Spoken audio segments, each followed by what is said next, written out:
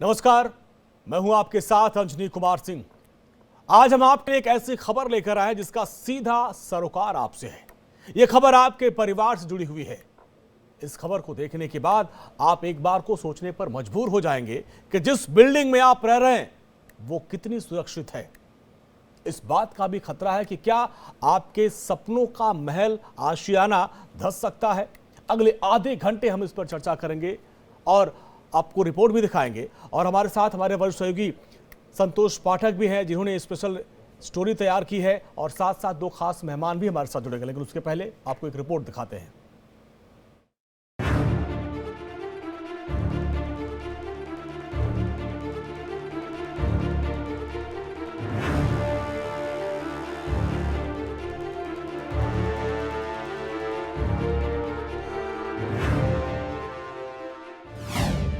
आपके लिए सबसे बड़ी खबर।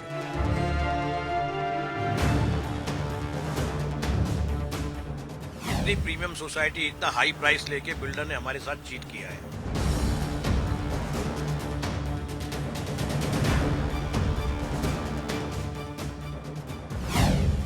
आपके परिवार के लिए सबसे डरावनी खबर।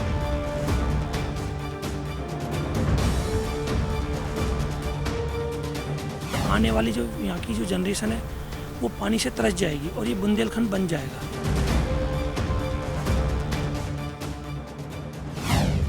आप जिस घर में रहते हैं वो धंस सकता है। पानी जो हमारे पास आ रहा है, बिजली जो बाहर से आ रही है, वो घरों तक पहुंचाना, ये हमारा काम है। 4 बोरवेल हैं वहाँ पे मान लीजिए, तो 3 को हमने सील करा है। आपकी बिल्डिंग किसी भी वक्त गिर सकती है। आपके बिल्डर ने आपको धोखा दिया है।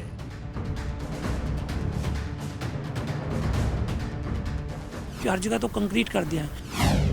आपके बिल्डर ने आपके साथ बहुत बड़ी चाल चली है। 41 में बोरवेल सील किया गया है। 28 प्रोजेक्ट्स के बोरवेल सील किए गए हैं। आपके बिल्डर ने आपके परिवार की जान को खतरे में डाला है।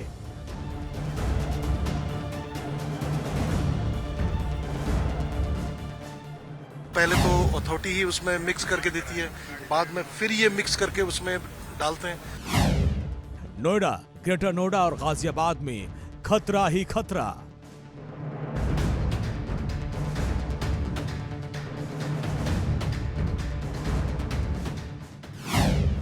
इंडिया डेली ऐसे बिल्डर्स का कर रहा पर्दाफाश।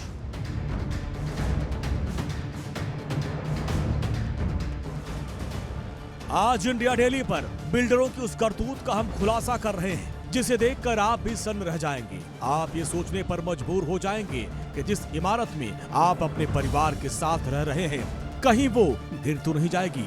इस खबर को देखने के बाद आप ये सोच रहे होंगे आपने करोड़ों रुपए खर्च करके अपने सपनों का आशियाना खरीदा है, कहीं वो आपको एक ऐसा दर्द न दे जाए जिससे आप कभी उबर न पाए।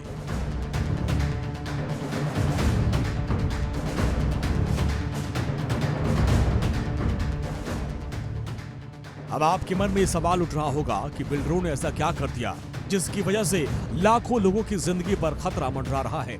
आज हम इसी का खुलासा कर रहे हैं। बिल्डर की उस धोखाधड़ी के बारे में आपको बता रहे हैं जिसे सुनकर आप भी सन्न रह जाएंगे। इंडिया डेली के लिए संतोष पाठक की रिपोर्ट।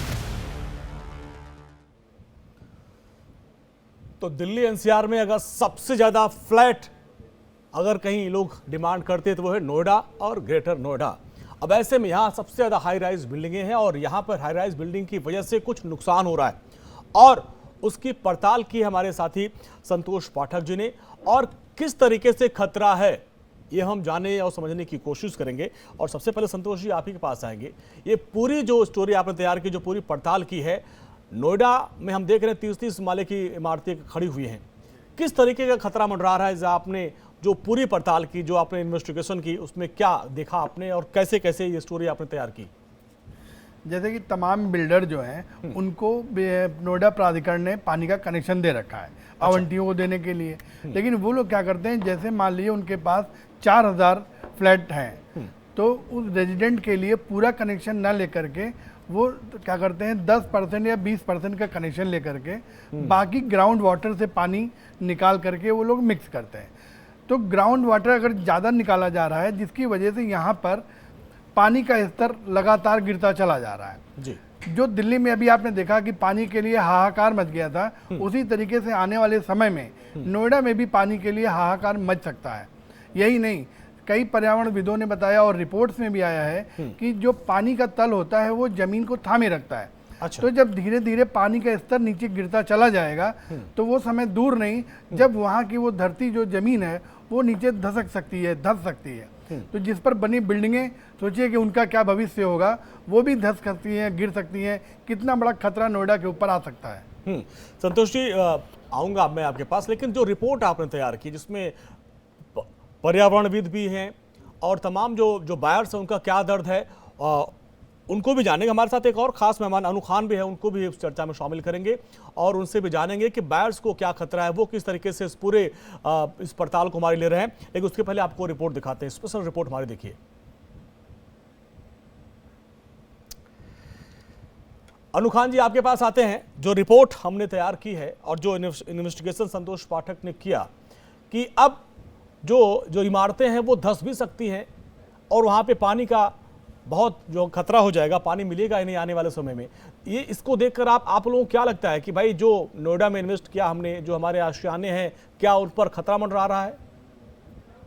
बिल्कुल सही आप कह रहे हैं कि जैसे जैसे टाइम ज़्यादा बीतता जा रहा है कि आज 11 साल हो गए हैं और जो पानी का जो वाटर कनेक्शन है वो कई बिल्डरों ने अथॉरिटी से लिया तक नहीं है। अथॉरिटी का मीटर तो चालू है लेकिन बिल्डरों ने उसको लिया नहीं है और अथॉरिटी का पानी सोसाइटी में आता नहीं है। और यहाँ ये भी आपको बताना जरूरी है कि जितने बार भी चुनाव हुए जब से नोएडा एक्सटेंशन बसा है, आज 11-12 साल हो गए हैं। 2010 में बनना स्टार्ट हुआ था, 9-10 में जी। और तब से ये लुभावने सपने सबको दिखाए जा रहे थे कि गंगा जल वाटर मिलेगा और आपको बहुत सुविधाएं मिलेंगी, सब कुछ मिलेगा। और ये जाहिर सी बात है कि जब एक आप सोसाइटी बना रहे हैं, एक शहर पूरा बना रहे हैं जिसमें बहुत सारी सोसाइटियां, सैकड़ों सोसाइटियां हैं, तो उसको जो सुविधाएं हैं वो सरकार द्वारा देनी चाहिए थी और अथॉरिटी ने देनी चाहिए थी। वो बार बार बोला जा रहा था कि गंगा जल वाटर आ रहा है, हर चुनाव में ये वादे किए जाते हैं कि गंगा जल वाटर आपको मिलेगा, लेकिन वो भी नहीं मिल रहा है और अथॉरिटी का कनेक्शन भी बिल्डरों के पास नहीं है, ज़्यादातर लोगों के पास नहीं है। और उसके तहत क्या करते हैं कि वो ग्राउंड वाटर यूज करते हैं। यहाँ तक तो अभी तो है कि चलो पीने के लिए यूज कर रहे थे, जब सोसाइटियां बन रही थी, अभी भी बहुत सारी सोसाइटियां बन रही हैं। हाँ। तो सबसे ज्यादा जो वाटर यूज होता है वो होता है जब कंस्ट्रक्शन होता है, साइट पर काम चलता है, तब ज्यादा पानी का यूज होता है। तो ये देखरेख किसको रखनी थी? अथॉरिटी को रखनी थी कि भाई ये अगर हम इसमें अथॉरिटी की क्या भूमिका है अनु भाई, और इसमें पर्यावरणविद क्या कुछ कहते हैं, आएंगे आपके पास। एक रिपोर्ट जो हमने तैयार की है आपको बताते हैं कि आखिर बिल्डरों ने वो क्या बड़ा खेल किया जिससे हमारे आपके परिवार की जिंदगी पर खतरा मंडराने लगा है। नोएडा, ग्रेटर नोएडा, गाजियाबाद में ऊंची ऊंची इमारतें हैं जिसे गगनचुंबी इमारतों में हम लोग रहते हैं, उनमें बिल्डरों ने एक ऐसा खेल कर दिया जिससे लाखों लोगों की जान पर बनाई है। आइए आपको दिखाते हैं अपनी स्पेशल रिपोर्ट।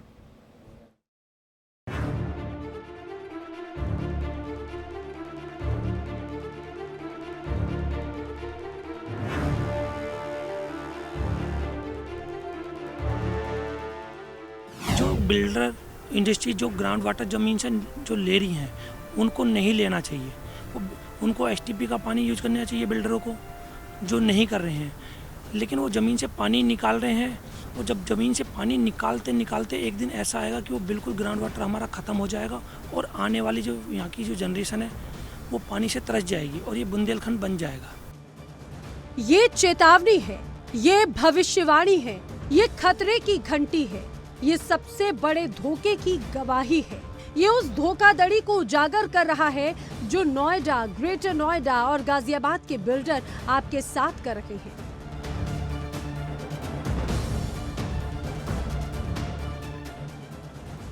अब बड़े ध्यान से बिल्डरों की धोखाधड़ी को देखिए और ये समझने की कोशिश कीजिए कि आखिर कैसे आप करोड़ों रुपए देकर भी ठगे गए हैं और आपकी जान को खतरा है। आप जिस बिल्डिंग में रह रहे हैं, हो सकता है कि वो बिल्डिंग गिर जाए, अचानक आपके सपनों का घर धंस जाए। इसको लेकर हालांकि सामाजिक कार्यकर्ता और पर्यावरणविद अपने बिल्डरों के इन धोखाधड़ी को उजागर करने और इनके खिलाफ कानूनी कार्रवाई करने में लगे हुए हैं। ये विकल्प नहीं है कि आपको ग्राउंड वाटर ही यूज करना है। आप जो पीने योग्य पानी है हमारी पृथ्वी पे वो कुछ % है। ज़मीन से जो पानी निकाला जा रहा है वो अवैध भूजल दोहन के लिए निकाला जा रहा है, जिसको हम आप पीने के लिए भी आप यूज़ कर रहे हैं, प्लस आप जो कंस्ट्रक्शन जो बिल्डिंगें बना रहे हैं उसके लिए भी आप ग्राउंड वाटर यूज़ कर रहे हैं। तो इसमें ये एक विकल्प होना चाहिए कि पीने के लिए आप अलग पानी निकालें, ना कि आप ज़मीन से जो पानी निकाल रहे हैं वो हर जगह यूज़ करें। जैसे इंडस्ट्री में जो यूज़ किया जा रहा है उसमें आप STP का पानी भी यूज़ कर सकते हैं। जैसे सैमसंग कंपनी है जी, तो वो 35 लाख लीटर पर डे पानी यूज कर रही है, जो हमारे गौतम बुद्ध नगर में आती है। आप लगाइए कि क्या इतना पानी जब पर डे जाएगा तो क्या हमारे यहाँ की जो जनरेशन है क्या उनके लिए पानी बच पाएगा? तो NGT में जो आपने केस फाइल किया है उसमें पार्टी किसको बना है? जी, इसमें हमारे DM साहब है, ग्रेट नोएडा प्राधिकरण है, UPC भी है, CPC भी है। ये तमाम हमने जो प्रशासन है इनको हमने और कुछ बिल्डरों को जिनके जो हमने अपनी रिट में जो दिया हुआ, करीब 41 बिल्डर हैं जिनको हमने नाम दिया हुआ है, उनको हमने पार्टी बनाया। जो इसमें हमें पता चला कि ये लोग ज़मीन से पानी निकाल रहे हैं। तो ग्राउंड वाटर का दोहन सबसे ज़्यादा बिल्डर कर रहे हैं कि इंडस्ट्रीज कर रही हैं? मेरा मानना तो यह है कि ये दोनों ही लोग सबसे ज़्यादा पानी यूज कर रहे हैं, क्योंकि इंडस्ट्री भी कोई कम पानी ग्राउंड वाटर नहीं निकाल रही है। क्योंकि 35 लाख लीटर जब पर डे एक कंपनियां ज़मीन से निकालेंगी तो कैसे काम चलेगा। प्लस जो बिल्डर हैं, बिल्डर जितना भी अपनी पूरी बिल्डिंगें बनाते हैं, कंस्ट्रक्शन बनाते हैं, वो सब ग्राउंड वाटर यूज करते हैं, ना कि ये बाहर से कोई STP का पानी यूज करते हैं। अब जरा एक एक करके समझिए, बिल्डर वो क्या फर्जीवाड़ा कर रहे हैं जिससे आपकी जान को खतरा हो गया है। आपके घर के नल से जो पानी आ रहा है वो पानी नहीं बल्कि खतरे की एक तरह से दस्तक है। अब आप सोचेंगे कि आखिर पानी कैसे खतरा हो सकता है, तो बड़े ध्यान से सुनिए। आपकी बिल्डिंग में आने वाला पानी दरअसल जमीन से निकाला जा रहा है, जो गैर कानूनी है। यानी आपके घर में चोरी का पानी आ रहा है। और इसका नतीजा जानते हैं क्या? एक दिन ऐसा वक्त आएगा जब आपके इलाके का पानी का स्तर इतना नीचे चला जाएगा कि जमीन तक धंस जाएगी और जिस ऊंची इमारत में आप रहते हैं वो भर भरा कर गिर जाएगी। इस तरह के जो मामले हैं जिसमें डी वाटरिंग की जाती है, बेसमेंट बनाने के लिए अंडरग्राउंड वाटर को पानी को निकाला जाता है या कंस्ट्रक्शन में ग्राउंड वाटर को यूज किया जाता है, इस वजह से नोएडा, ग्रेट नोएडा में भूजल में भारी गिरावट आ रही है। ऑफिशियल आंकड़े बताते हैं कि 2 से 3 मीटर प्रति वर्ष अंडरग्राउंड वाटर नीचे जा रहा है, जिस वजह से यहाँ का जल स्तर घट रहा है और बोरवेल सूख रहे हैं, रेनीवेल सूख रहे हैं। नोएडा अथॉरिटी को पानी सप्लाई करना भी मुश्किल हो रहा है। तो ऐसे में और भी ज्यादा चौंकाने वाली बात यह है कि अगर इसी पैमाने पर जमीन का पानी निकालते रहे, चाहे बिल्डर्स, चाहे या फिर बोतलबंद पानी बनाने वाले लोग, फैक्ट्रियां, या इलीगल तरीके से जो निकाला जाता है टैंकरों में, तो वो दिन दूर नहीं जब जमीनें धंस सकती है। वैसे भी Noida, great Noida seismic zone 4 में आता है अर्थक्वेक के लिहाज से।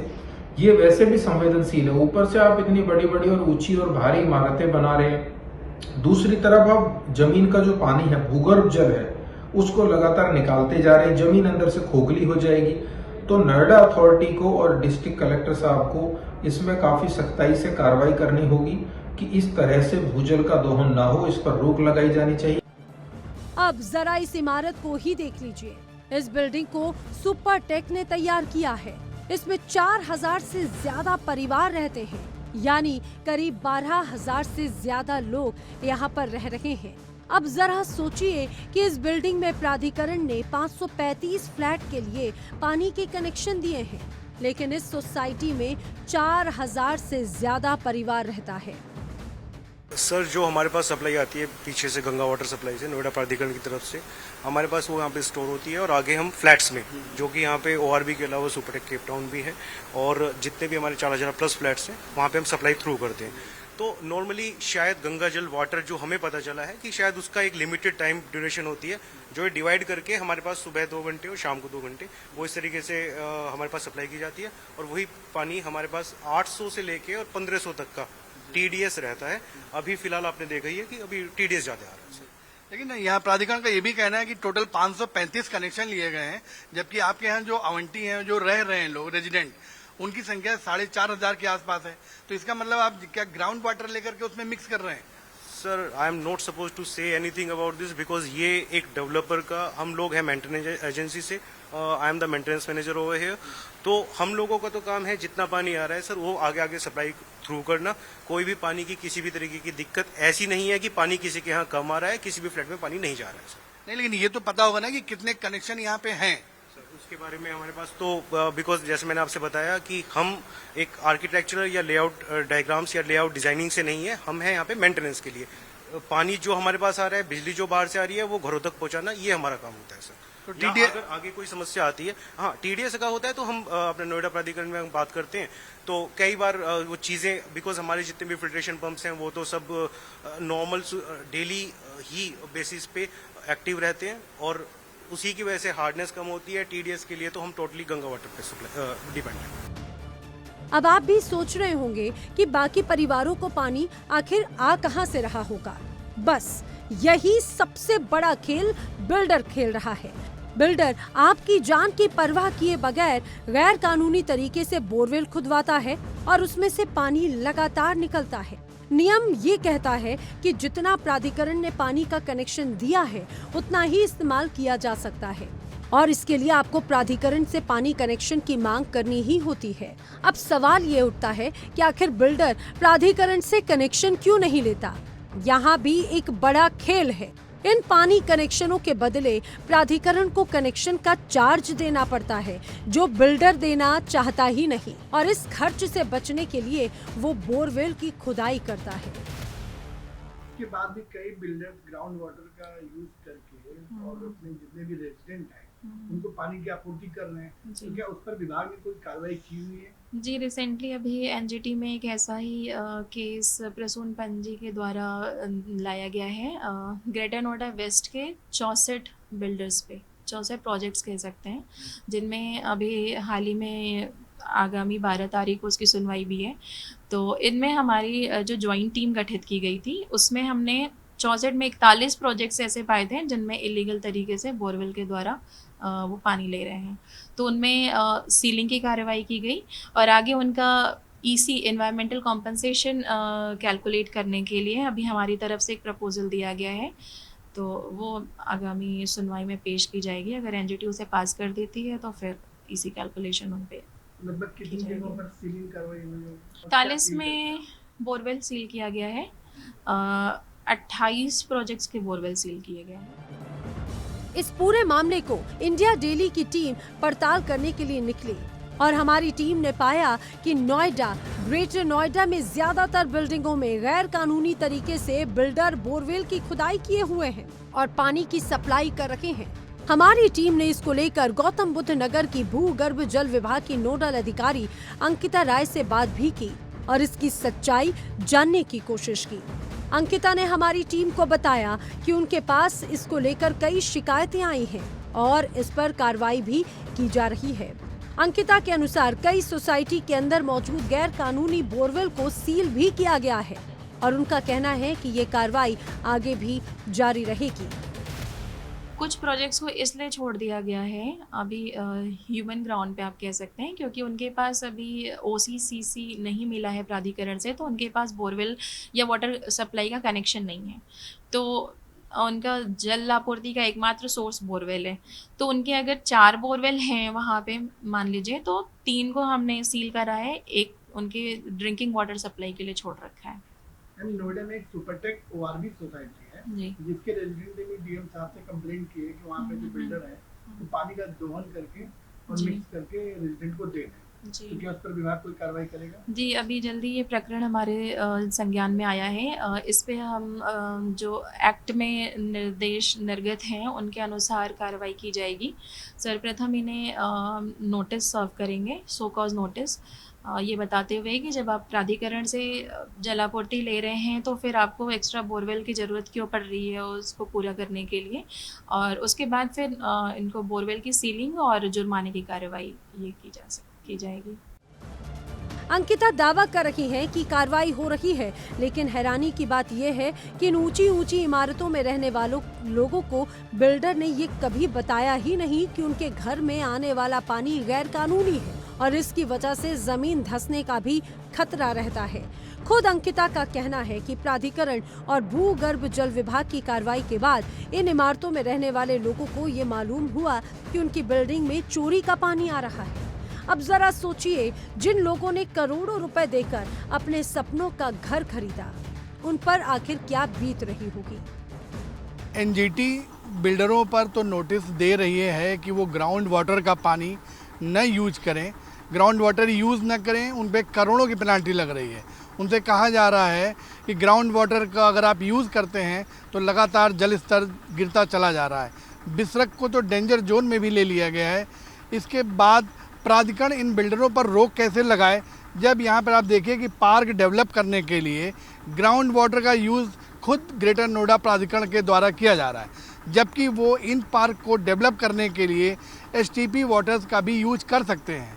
प्राधिकरण को भी एनजीटी ने कहा है कि आप बिल्डरों पर रोक लगाएं, ग्राउंड वाटर पर रोक लगाएं, लेकिन ग्रेटर नोएडा प्राधिकरण रोक कैसे लगाए जब खुद ही उन चीज़ों का वो प्रयोग कर रहा है और खुद गलतियां कर रहा है, और बाकी बिल्डर और इंडस्ट्री को वो नोटिस जारी करता है कि आप ग्राउंड वाटर का दोहन ना करें। वीडियो तो आप देखिए, चिंता की बात यही है कि भाई हम लोगों ने नोएडा, ग्रेटर नोएडा में फ्लैट लिया, हाई राइज बिल्डिंग है। संतोषी, यहाँ पे आपने जो पड़ताल की, इसमें नोएडा अथॉरिटी की तरफ से क्या कहा जा रहा है? अगर इसी तरीके से पानी का दोहन हुआ तो क्या वाकई खतरा मंडराएगा? क्या जो नोएडा अथॉरिटी है, तीनों अथॉरिटियों की हम बात करें, क्या वो आंख में बंद करके बैठी पड़ी हैं क्या? मतलब नोएडा अथॉरिटी के अनुसार जो नियम है कि अगर जैसे ग्रुप हाउसिंग के लिए किसी बिल्डर को ज़मीन दी जाती है तो वो एसटीपी ट्रीटेड पानी जो प्राधिकरण के द्वारा उपलब्ध कराया जाता है उस पानी का प्रयोग करके ही वो बिल्डिंग बनाए। लेकिन क्या करता है, क्योंकि जब प्राधिकरण उस जो वाटर देगा एसटीपी ट्रीटेड पानी, तो उसका वो एक चार्ज लेता है। अच्छा। तो बिल्डर तमाम उस पैसे से बचने के लिए, सेविंग के लिए, वो क्या करते हैं, चोरी से बोरवेल की बोरिंग करा लेते हैं और अपने ग्राउंड वाटर का दोहन करके वो बिल्डिंग का निर्माण भी करते हैं। उसके बाद जब बिल्डिंग बन जाती है तब भी वो क्या करते हैं कि तो ये तो वो करते हैं, लेकिन कार्रवाई कब होगी ये भी सवाल है। लेकिन अब हमारे साथ पर्यावरण भी जुड़ गए हैं, विक्रांत तोंगर साहब। विक्रांत जी, अब जिस तरीके से रिपोर्ट संतोष जी ने बनाई और दिखाई, ये बहुत चिंता वाली बात है। एक तो भूजल लेवल लगातार नीचे जा रहा है, इसको लेकर केंद्र सरकार भी चिंता जता रही है। लेकिन जैसा कि मैं आपको सुन रहा था कि अगर इसी तरीके से भूजल का दोहन होता रहा तो ये जो 30 मंजिला इमारत क्या धंस भी सकती है? कितना खतरा है? करोड़ों रुपया लगा के हमने सपनों का घर खरीदा, उसका एक गिरने का भी डर है क्या?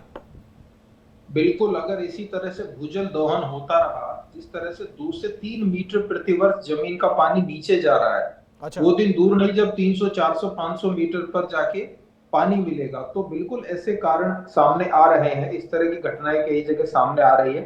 अभी हाल ही में आईआईटी बॉम्बे ने कैम्ब्रिज यूनिवर्सिटी के साथ एक स्टडी की थी दिल्ली में, दिल्ली एनसीआर के स्टडी की गई थी। हाँ। जिसमें एयरपोर्ट के पास, आईजीआई एयरपोर्ट के पास, क्योंकि मैं वहां का रेफरेंस दे रहा हूँ, नोएडा के लिए अलग से स्टडी नहीं हुई है, तो वहां पर एक गांव है, वहां भी इसी तरह से पानी निकाला जा रहा है, बहुत बड़ी संख्या में आबादी रह रही है। तो वहां पर चेताया गया है एक्सपर्ट द्वारा कि वो कभी भी धंस सकता है, वो पूरा गांव, वो पूरा इलाका, वहां लाखों लोग रहते हैं। क्यों? क्योंकि जमीन का पानी पूरा निकाल लिया है। और उसी तरह हम लोग यहाँ नोएडा में भी पानी निकाल रहे हैं। नोएडा में बिल्डर की बात करें या पैकेज वाटर की बात करें, क्योंकि आजकल पानी बेचा जा रहा है, जमीन का पानी साफ नहीं रहा है, तो बड़े पैमाने पर भूजल का दोहन हो रहा है। उस वजह से जमीनें धंस सकती हैं और जो लोगों के आशियाने हैं, जो उन्होंने करोड़ों रुपए खर्च करके लिए हैं, उन पर भी एक तरह से खतरा है। ये काफी जनहानि हो सकती है इससे। अनु खान जी, आप जो है अध्यक्ष नेफेमा के, तमाम जो बायर्स हैं वो आपसे लगातार संपर्क करते हैं। अब इस खबर को जानने सुनने के बाद सबके अंदर एक डर होगा। बिल्कुल, आपने बहुत ही गंभीर मुद्दा उठाया है और जाहिर सी बात है कि डर तो सबके मन में है। और पानी नहीं मिलेगा तो यहाँ पर ऐसी सोसाइटियां हैं जहाँ 6,500 फ्लैट हैं। 6,500 फ्लैट का मतलब है 25,000 लोग उस सोसाइटी में रहते हैं। ऐसी कई दर्जनों सोसाइटियां हैं जहां इतने सारे लोग रहते हैं। अगर पानी की दिक्कत हुई तो आप सोचे, अंदाजा लगाइए कि कितनी बड़ी समस्या से रूबरू होना पड़ेगा। आपने देखा है कि दिल्ली में अभी क्या हाल हुआ था, लोग कितने परेशान थे। यहाँ भी जब अभी बिजली की समस्या कहीं पर हो जाती है तो टैंकरों से पानी मंगाया जाता है, तो लाइनों में लग के नीचे लोग पानी लेते हैं, तो कितनी बड़ी समस्या होती है। आप सोचें कि जो घर लिया है लोगों ने करोड़ों रुपए का, लाखों रुपए का, और वो मेंटेनेंस, भारी भरकम मेंटेनेंस देते हैं। इतनी सारी चीजों के होने के बावजूद भी अगर उनको पानी नहीं मिलेगा तो बहुत बड़ी समस्या आगे आने वाली है। चलिए, समय हमारे पास इतना ही था, लेकिन बहुत चिंता वाली खबर है। और संतोष जी, आपका बहुत बहुत शुक्रिया इस पूरी बातचीत के लिए। अनु जी आपका, और हमारे साथ जो पर्यावरणविद जुड़े थे विक्रांत भाई, आपका भी बहुत बहुत शुक्रिया इस पूरी बातचीत के लिए। चिंता वाली बात है, क्योंकि नोएडा, ग्रेटर नोएडा, दिल्ली में जो भी रहता है आपका अपना एक आशियाना चाहता है और उसकी पहली प्राथमिकता होती है नोएडा, ग्रेटर नोएडा। लेकिन जिस तरीके से ये चिंता वाली खबर, इसको लेकर नोएडा अथॉरिटी और शासन प्रशासन को भी देखना होगा और ये जो गठजोड़ है बिल्डर्स का, उसको तोड़ना होगा। और इसी के साथ फिलहाल इस खास पेशकश में इतना ही। छोटा सा ब्रेक के बाद भी खबरों का सिलसिला लगातार जारी है।